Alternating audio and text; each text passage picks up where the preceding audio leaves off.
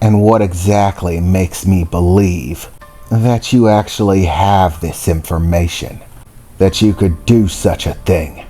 Mesotora replied to the black-armored king, glaring him down.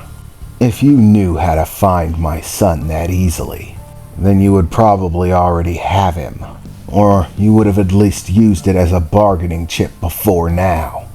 It's been nearly 10 years. We've had no less than 4 royal summits, in which all of the major kingdoms were gathered. And yet you did not broach this to me once. You made no attempts whatsoever to use this to your advantage or leverage for 10 years. So, what's changed all of a sudden? How is it that you can suddenly swear to be able to bring me my son? Well, I have no problem at all answering your question. Put simply, it's information that I have recently acquired.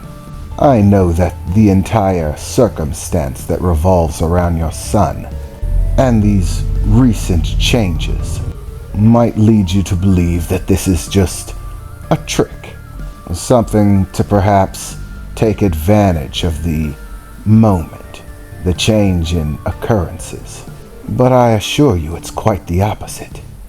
It is those very changes in occurrences which allowed me to gain access to the information that I have.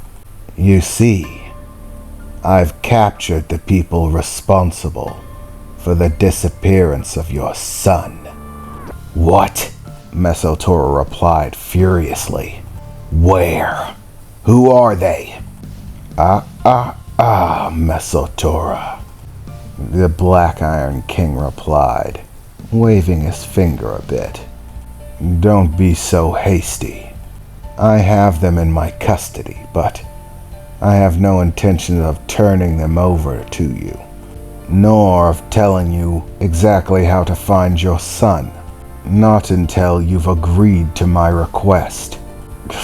That doesn't make any sense. Why now? How now? They've went for 10 years without capture, and suddenly, right after we find signal of my son, you just happen to find them? It seems a little bit coincidental, don't you think? Mesotora replied, closing the distance a bit, 1 or 2 steps. Not enough to provoke an attack, but enough to let him know that he was taking this very seriously. As I said, I knew that you might believe it to be that the case, that this is simply a manipulation based on the circumstances.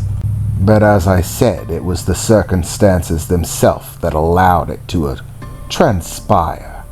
You see, the men responsible for kidnapping your son heard about the events, that his demonic energy was detected in the human world. They've apparently been putting a great deal of effort into trying to find him. What? Mesotora replied. What do you mean, find him? They were the ones who took him, weren't they? Why wouldn't they know where he was at? Oh, well, that's simple enough to explain. They're buffoons. Very wealthy buffoons, but buffoons nonetheless. There were 2 individuals who conspired together to kidnap your son. However, they did not work well together. They found themselves at odds as to what to do with him, and this eventually led to one betraying the other. The one that was more set on vengeance than profit. I believe you know him, a man known as Cestus. Do you recall him at all? Cestus? You mean that crooked merchant? It's been over 2,000 years since I've heard that name. Who is Cestus? Valus shouted. What's going on, Mesotora? You know the man who kidnapped your son? If it's who he says it is, then yes. Cestus was a merchant, a fairly powerful one at the time, However, he didn't remain so. He ran afoul of me, attempted to pay a large number of men to do me in. They obviously failed, and after a little bit of coercing, I was able to find out who sent them. This was long before I joined the Matara Kingdom, back when I was still wandering, making my living as a mercenary. I couldn't very well leave someone like that unchecked, so basically I destroyed him. The only thing I didn't take was his life. I burnt his mansion to the ground, melted his treasure to ashes, and decimated his business. I left him with nothing, and told him that the next time he gave killing me a try, I'd take his life too. Yes, that's the one, the black-armored king replied. He never forgot about that. He's been vengeful ever since, and in that search for vengeance he found a partner, someone who was more concerned with profit. These two worked together to create the means by which they kidnapped your son. But as I said, they were poor partners. Valus wanted your son dead, simply for the vengeance of it, while his partner could only see the profit. His plan was to kidnap him, and then either hold him for ransom or return him in exchange for great reward or favor from the kingdom. I'm not going to give you the details yet, because you haven't agreed to honor my request. But long story short, the means by which they managed to steal your son away could also function as a method of finding him. However, it wouldn't work unless they had something. When your son's demonic energy was detected in the human world, it pushed up their timeline. They've been trying to acquire it for a great deal of time. However, this sudden presence of his energy and your mobilization pressed their clock. They could no longer afford to be tactful or take time. They needed to move quickly, with haste, to acquire what they needed. They started pressing hard, and when they did, they failingly let it slip what their intentions were, why they needed what they needed. And the person that they let it slip to happened to be in my employ.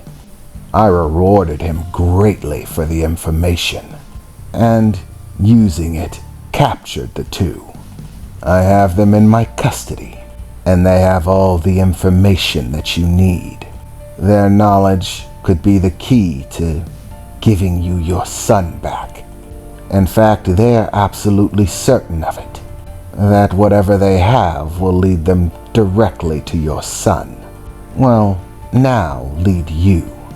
Currently, I surmise they're much more concerned about their own lives. However, their concern for their own well-being isn't an issue. You won't have to worry about lies or deception when dealing with them.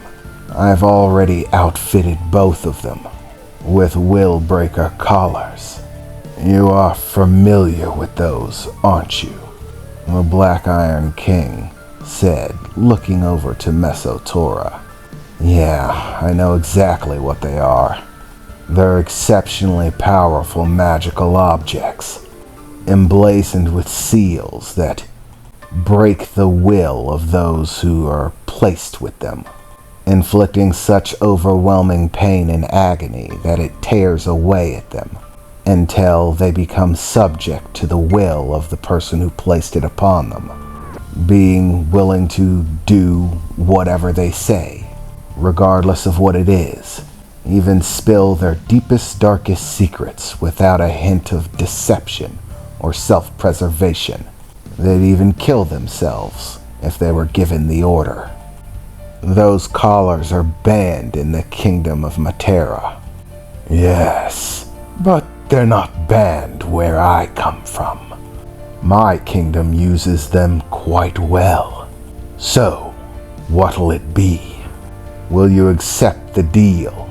Change your vote at the next royal summit and be given your son in exchange?